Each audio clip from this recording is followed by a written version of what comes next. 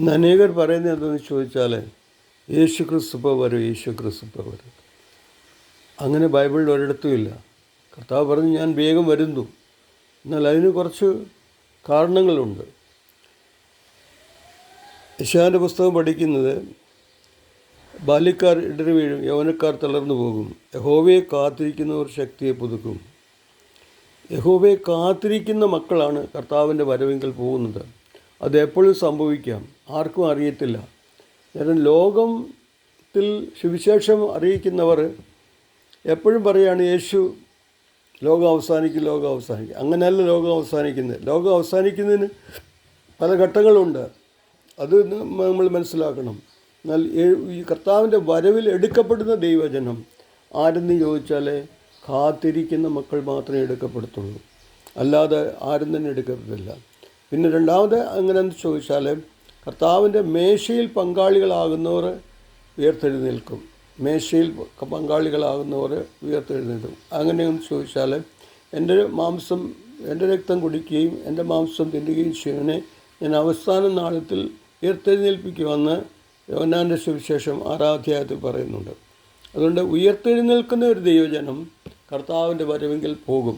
ആ രഹസ്യവരവ് മനുഷ്യന് അറിയാത്ത ഒരു കാര്യം എന്തെന്ന് ചോദിച്ചാൽ രഹസ്യവരവാണ്. ആ രഹസ്യവരവ് എപ്പോഴും സംഭവിക്കുക, ഏത് നിമിഷവും സംഭവിക്കുക. എന്ന് വിചാരിച്ച് ലോകം അവസാനിക്കത്തില്ല. ലോകം അവസാനിക്കുന്നത് എങ്ങനെയെന്ന് ചോദിച്ചാൽ വേറൊരു രീതിയിലാണ് ലോകം അവസാനിക്കുന്നത്.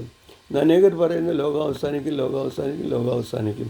സുവിശേഷകരെല്ലാം പറയുന്നു ലോകം അവസാനിക്കാൻ പോവുക. അങ്ങനെ ലോകം അവസാനിക്കുന്നില്ല. ബൈബിൾ ശരിയായിട്ട് പഠിക്കുകയാണെങ്കിൽ ലോകം അവസാനിക്കുന്ന എങ്ങനെയെന്ന് ചോദിച്ചാൽ രണ്ടാമത്തെ ജഡ്ജ്മെൻ്റുണ്ട്. ആ ജഡ്ജ്മെൻ്റ് കഴിഞ്ഞതിന് ശേഷം മാത്രമേ ഈ ലോകം അവസാനിക്കുന്നുള്ളൂ. ഈ ലോകം അവസാനിക്കുന്നതെന്ന് പറഞ്ഞാൽ ബൈബിൾ എന്താണ് പറയുന്നത്?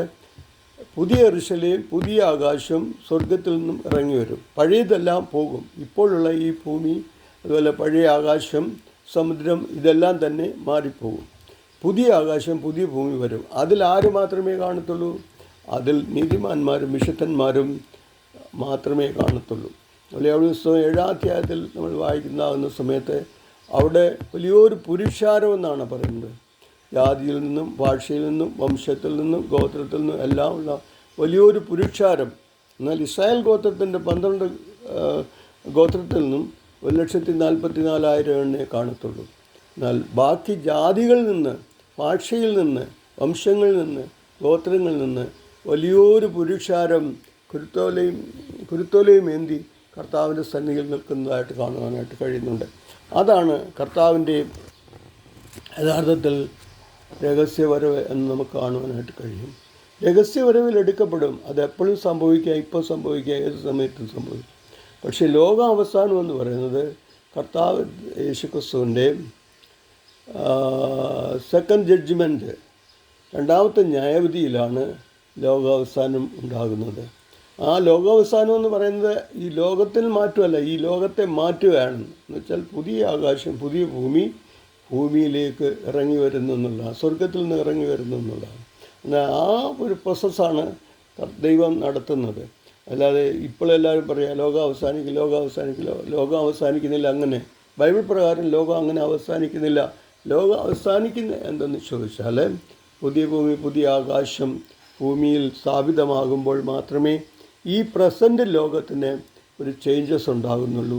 കൂടാതെ വണ്ണം സമുദ്രമില്ലാത്തതാകുന്ന ഒരു ലോകമാണ് ദൈവം പുതുതായി സൃഷ്ടിക്കപ്പെടുന്നത്. അതിൽ പാർക്കുന്ന ആരെന്ന് ചോദിച്ചാൽ രക്ഷിക്കപ്പെട്ട സ്നാനപ്പെട്ട വിശുദ്ധ ആത്മാവിൻ്റെ അഭിഷേകം പ്രാപിച്ച് വിശുദ്ധരായ ദൈവജനവും പിന്നെ നീതിമാന്മാരും ചേർന്നാണ് അവിടെ എന്തെന്ന് ചോദിച്ചാൽ സ്വർഗത്തിൽ വസിക്കുന്നത്. ജീവസ്വത്തിൽ പേരെഴുതി കാണാത്ത ഏവനെയും തീപ്പൊയിൽ തള്ളിയിടും. അന്നേരം തീപ്പൊയിൽ തള്ളിയിടുന്നതാകുന്ന ജീവപുസ്തകത്തിൽ പേരുള്ളവരാണ് ആ രാജ്യത്തിൽ പാർക്കുന്നത്. അല്ലാത്തവരാരും തന്നെ പാർക്കത്തില്ല. അതുകൊണ്ടാണ് നമ്മൾ പറയുന്നത് കർത്താവ് യേശുക്കൾ വിശ്വസിക്കുക, കർത്താവ് നീ നിൻ്റെ കുടുംബവും രക്ഷ പ്രാപിക്കും, വിശ്വസിക്കുകയും സ്ഥാനപ്പെടുകയും ചെയ്യുന്ന രക്ഷ പ്രാപിക്കും.